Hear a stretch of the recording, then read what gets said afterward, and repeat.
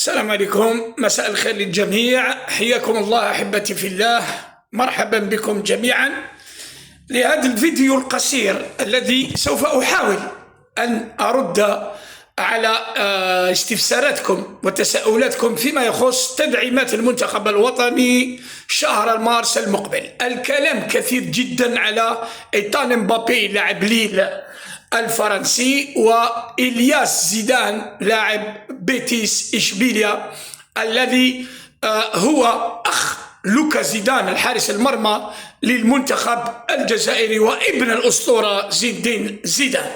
إذن فيما يخص الحارس لوكا زيدان، علمنا كلنا ب يعني العقوبات التي تعرض إليها هو واللاعب بالغالي. سوف نتحدث في فيديو آخر عن هذه العقوبات وعلى ما يجب أن تفعله الفيدرالية الجزائرية لكرة القدم للتصدي لهذه الحملة الشرسة ضد منتخبنا الوطني الجزائري. إذن فيما يخص لاعب بيتيس إشبيليا نبدأ به إلياس زيدان. كما يعلم الجميع، إن بدأ أو شرع في تغيير الجنسية الرياضية فهو أكيد سوف يكون متاح للجزائر. أقول متاح، تابعوني جيدا حتى يفهم الجميع. اليوم فلاديمير بيتكوفيتش يريد تدعيم المنتخب الوطني، يريد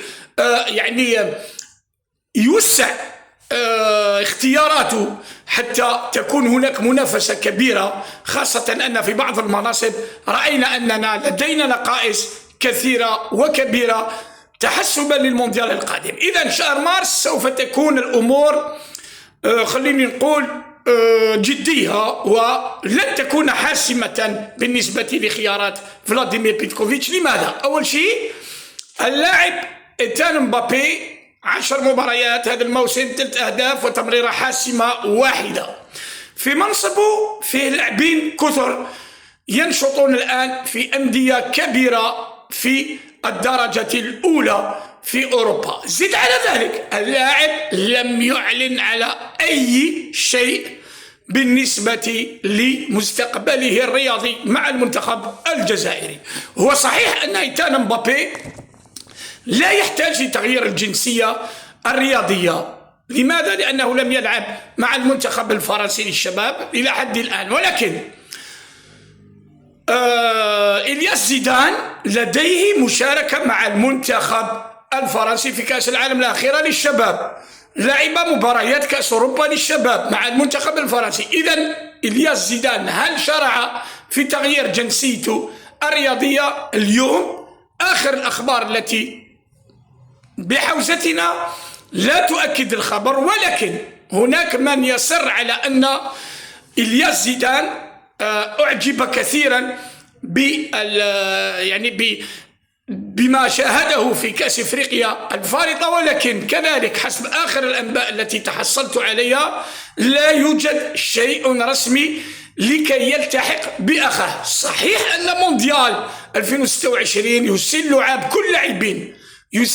كل لاعبين ومن بينهم إلياس زيدان، ولكن سؤال مطروح ليس هل يبدأ أو يشرع في تغيير جنسيته الرياضية. السؤال المشروع الذي يجب أن نطرحه هو هل زيدان يستحق التواجد مع المنتخب الجزائري، علما أنه يلعب في فريق الرديف بدون إحصائيات مع الفريق الأول.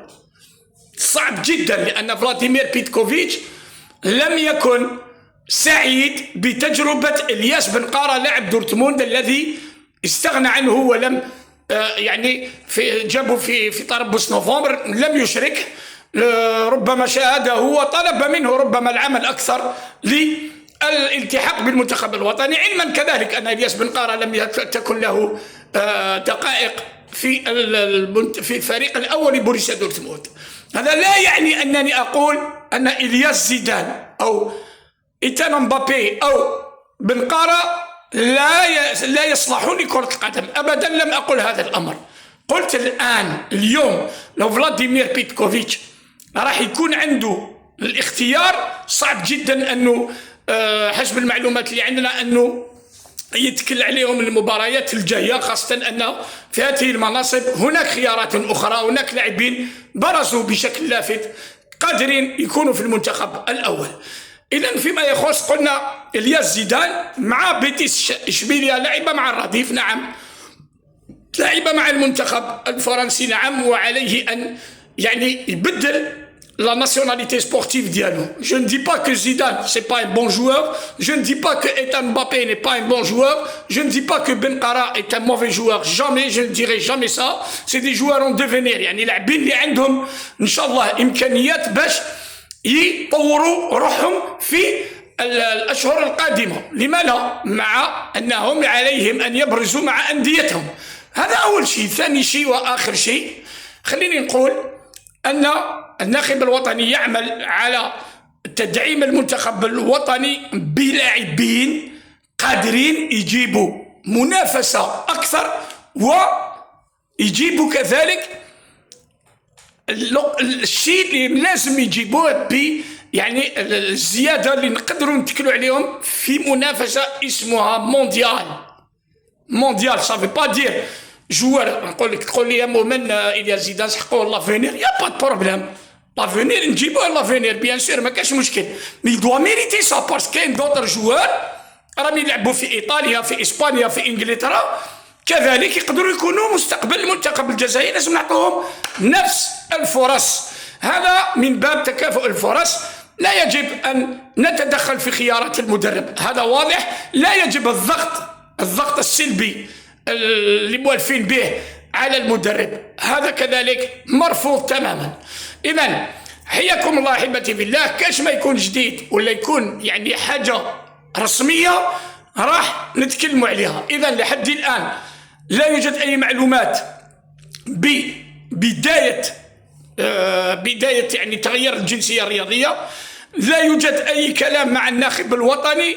ثالث شيء كلام صحفي قد يكون في شهر مارس، لما لا، ولكن خيارات كمبابي، إيتان مبابي وإلياس زيدان سوف يكون لنا فيها كلام كثير، لأن المنتخب الوطني ساسميريت avec des statistiques avec de grosses performances.